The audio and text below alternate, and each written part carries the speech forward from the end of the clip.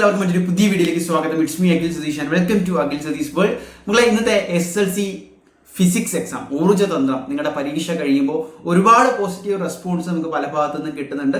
ഇപ്പോൾ തന്നെ നമ്മുടെ ഇൻസ്റ്റാഗ്രാം വഴിയും അതുപോലെ തന്നെ യൂട്യൂബ് കമന്റുകൾ വഴിയും ഒക്കെ അല്ലാതെയും നമുക്ക് അറിയാൻ സാധിക്കുന്നത് താരതമ്യേന എളുപ്പമായിരുന്നു. അതായത് നിങ്ങൾ മോഡൽ എക്സാമിന്റെ ഇതിൽ മാത്സ് പ്രതീക്ഷിച്ച് പോയി, മാത്സ് ഒരുവിധം എളുപ്പമാക്കി. അതുപോലെ തന്നെ ആ ഒരു ലെവലിൽ ഇത്തവണത്തെ ഫിസിക്സ് എക്സാം, ഇപ്പോൾ കഴിഞ്ഞ ഫിസിക്സ് എക്സാമും വിദ്യാർത്ഥികൾക്ക് വളരെയധികം വലിയ കടുപ്പമില്ലാതെ കടന്നുപോയി. പലരും ഒരു 25-ന് കൂടുതലൊക്കെ മാർക്ക് ഈസിയായിട്ട് സ്കോർ ചെയ്യാൻ പറ്റുന്നുണ്ട് എന്ന് അഭിപ്രായപ്പെട്ടു. അപ്പോൾ ഈ വീഡിയോ കാണുന്ന നിങ്ങൾക്ക് എപ്രകാരമായിരിക്കും? സമയം തികഞ്ഞോ? കൃത്യമായിട്ട് ഇക്വേഷൻസ് എഴുതാൻ പറ്റിയോ?